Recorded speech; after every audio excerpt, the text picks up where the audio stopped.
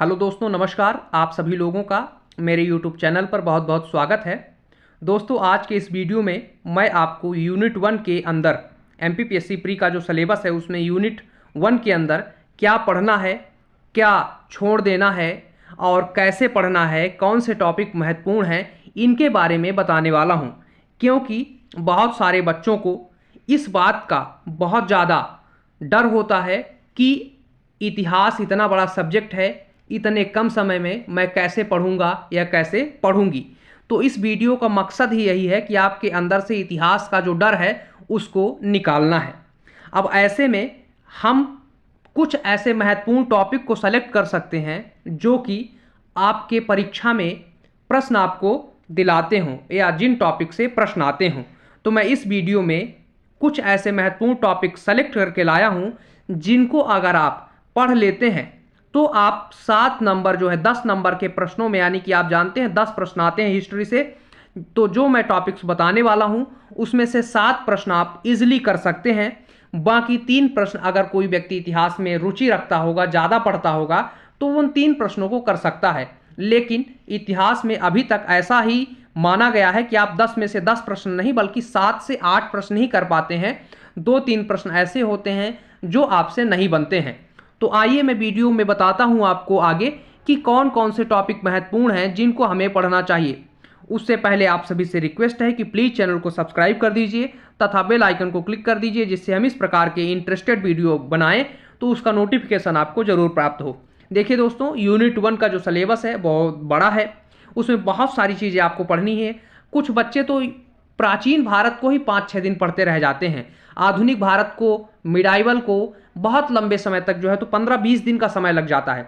और उससे प्रश्न तो आने हैं 10 ही, और आप चाहे कितने भी लंबा समय लगाएं प्रश्न आपको 10 ही आएंगे वहां से, और 7 से 8 प्रश्न ही आपसे बनेंगे।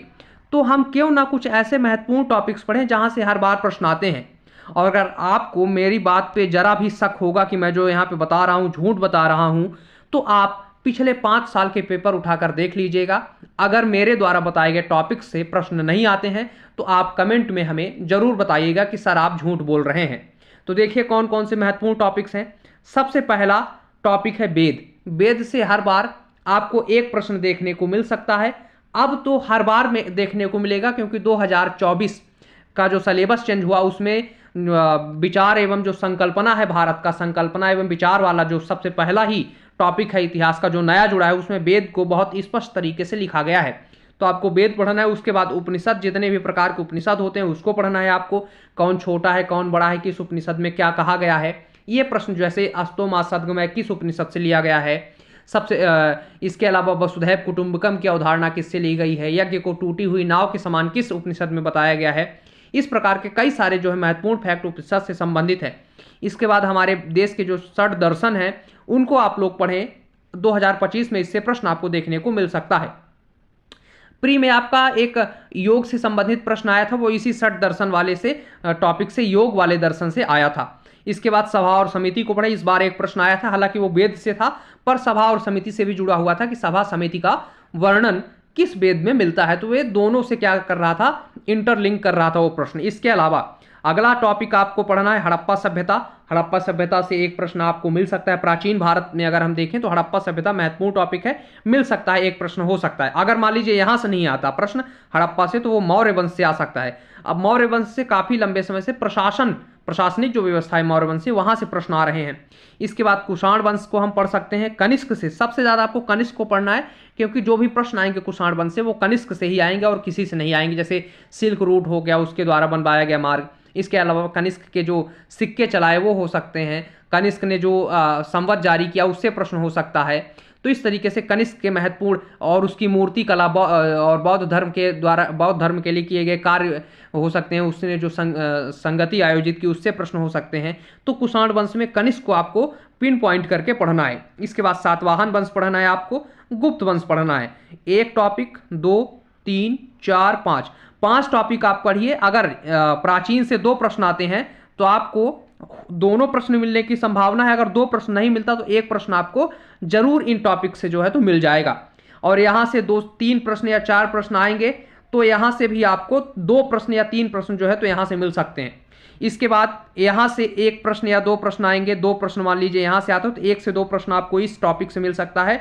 हमें मिडाइवल में क्या पढ़ना है, मिडाइवल में आपको दिल्ली सल्तनत पढ़ना है। दिल्ली सल्तनत में कुछ महत्वपूर्ण राजा रहे हैं, सुल्तान रहे हैं जिनको पढ़ना है। जैसे आपको खिलजी को पक्का पढ़ना है ना, उसके जो क्या कहते हैं प्रशासनिक व्यवस्था है उसको आपको अच्छे से पढ़ना है। मुगल काल को आपको प्रशासनिक, कला की दृष्टि से, साहित्य की दृष्टि से, हर प्रकार से जो है तो पढ़ना है। अगर मान लीजिए राजा यानी कि जो मुगल बादशाह थे उनसे संबंधित प्रश्न नहीं आया तो कोई साहित्य आ गया, वहां से कोई किताब आ गई, बुक आ गई, या फिर कोई कला पूछ लिया, चित्रकार के बारे में कुछ पूछ लिया, तो यानी कि हर दृष्टि से आप मुगल काल को पढ़ेंगे। और इसी जो साहित्य जो लिखा है, साहित्य का मतलब है कि पूरे मिडाइवल में जितने भी साहित्य लिखे गए सबको क्या करना है, आपको पढ़ना है। एक साहित्य से प्रश्न आ सकता है क्योंकि आप में जो आप तीसरा आप टॉपिक देखेंगे भारत के इतिहास में, जहां पे लिखा है भारत की सांस्कृतिक विरासत, जिसमें कला, प्रारूप, साहित्य, पर्व एवं उत्सव लिखा हुआ है शब्द, वहां से तो साहित्य जो है तो आपके पूरे इतिहास यानी प्राचीन, मध्य, आधुनिक, कहीं से भी प्रश्न, एक प्रश्न साहित्य से आपको मिल सकता है। तो आप तीनों काल के जो है तो साहित्य जरूर पढ़ें।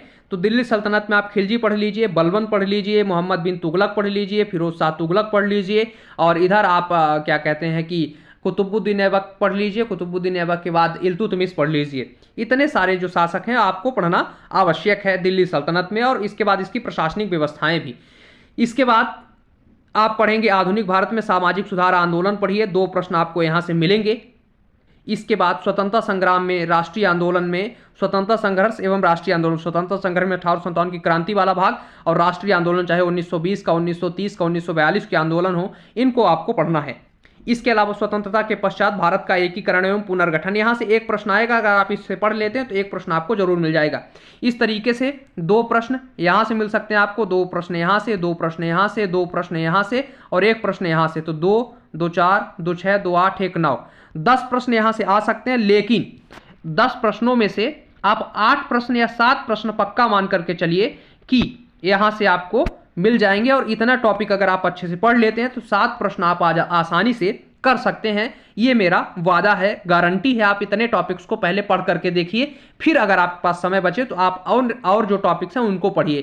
तो यानी कि आपको पढ़ना क्या है, सबसे इंपॉर्टेंट टॉपिक ये हैं, इनको पहले पढ़ना है, फिर उसके बाद अगर आपके पास समय बचता है तो और टॉपिक्स पढ़िए, नहीं तो आप उसको छोड़ दीजिए। तो मैं आशा करता हूं कि आपको समझ में आ गया होगा कि हमें यूनिट 1 में इतिहास सब्जेक्ट में क्या पढ़ना है और क्या छोड़ना है, कहां से प्रश्न आ रहे हैं, कहां से प्रश्न नहीं आ रहे हैं, ये भी मैंने आपको बता दिया। दोस्तों, मैंने एक वीडियो डाला था 2023 के PYQ MP GK को लेकर के, MPPSC प्री में जो 2023 में MP GK से प्रश्न आए थे उससे हमने PYQ निकाले थे, उसको डाला था। अगर आप लोग चाहते हैं कि मैं 2024 के पेपर में PYQ MP GK का यानी कि MPPSC के प्री के पेपर में MP GK का जो पार्ट 30 प्रश्न आते हैं उसके PYQ डालूं, तो आप लोग कमेंट में हमें बताइए कि हाँ सर हमें ज़रूरत है, हम देखना चाहते हैं वो वीडियो। आप वो वीडियो जरूर डालिए, तो मैं उस वीडियो पे काम करना शुरू करूंगा। तो साथियों, उसी तरीके के नए अपडेट्स पाने के लिए आप सभी लोग मेरे चैनल को सब्सक्राइब करें तथा बेल आइकन को क्लिक करें, जिससे इस प्रकार के हम जो वीडियो बनाएं उसका नोटिफिकेशन आपको प्राप्त हो। धन्यवाद।